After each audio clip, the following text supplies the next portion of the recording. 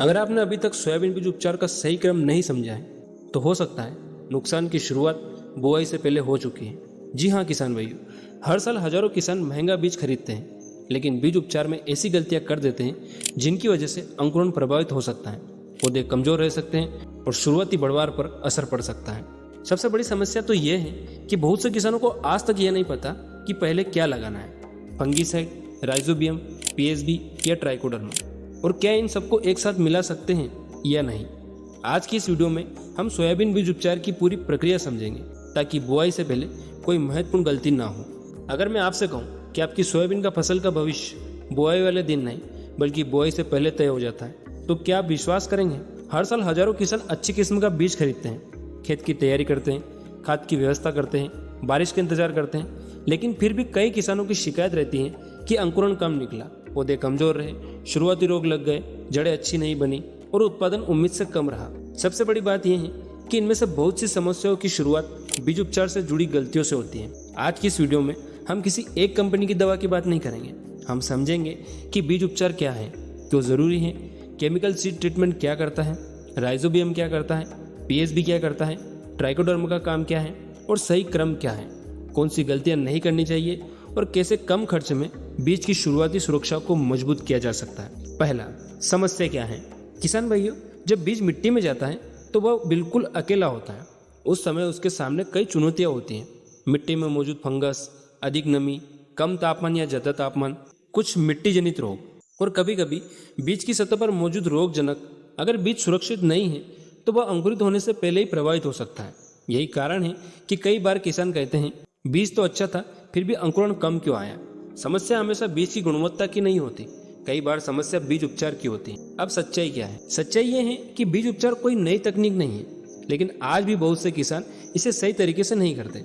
कुछ किसान केवल रासायनिक दवा लगा देते हैं, कुछ केवल जैविक कल्चर लगा देते हैं, कुछ सब कुछ एक साथ मिला देते हैं और कुछ बिना उपचार के बुआई कर देते हैं। यही सबसे बड़ी गलती होती है, क्योंकि हर उत्पाद का काम अलग होता है। केमिकल सीड ट्रीटमेंट का काम रोगों से शुरुआती सुरक्षा देना है, राइजोबियम का काम पौधे और जड़ों के साथ लाभकारी संबंध बनाना है, पीएसबी का काम मिट्टी से मौजूद फास्फोरस को अधिक उपलब्ध कराने में मदद करना है और ट्राइकोडर्मा मिट्टी जनित रोगों के प्रबंधन में सहायक माना जाता है। जब किसान इन सबका उद्देश्य समझे बिना उपयोग करता है तब परिणाम कमजोर हो सकता है। अब इसका समाधान क्या है? सबसे पहले बीज साफ और स्वस्थ होना चाहिए। टूटा हुआ, फफूंद लगा हुआ या खराब बीज अलग कर दे। अब यदि रासायनिक बीज उपचार करना है तो उत्पादनों के लेबल के अनुसार करें। उपचार के बाद बीज को छाया में सुखाएं, धूप में ना रखें। जब बीज सूख जाए तब जैविक कल्चर लगाने की प्रक्रिया करें। याद रखें, रासायनिक और जैविक उत्पादों को एक साथ मिलाकर लगाने से बचें।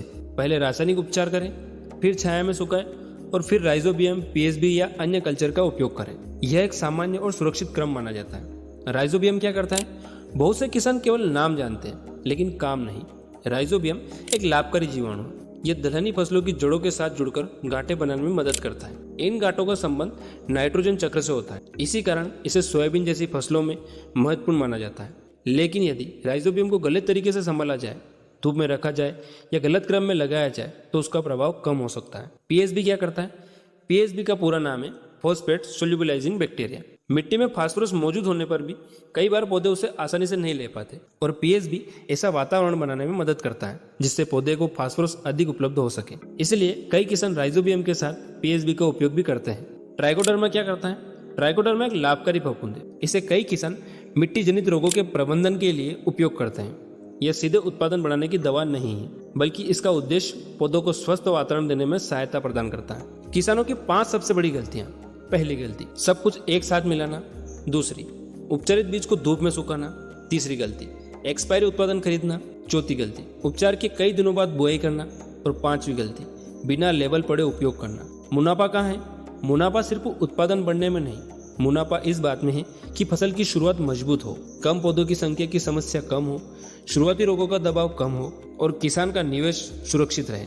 बीज उपचार का खर्च आमतौर पर पूरी सीजन के खर्च की तुलना में बहुत छोटा होता है, लेकिन इसका असर फसल की शुरुआत पर बड़ा हो सकता है। यदि आप सोयाबीन की खेती कर रहे हैं तो बीज उपचार को औपचारिकता ना समझे, यह फसल की पहली सुरक्षा है। सही उत्पादन चुनिए, सही क्रम अपनाएं, लेबल निर्देश का पालन कीजिए और बिना जानकारी के किसी भी चीज को मिलाने से बचिए।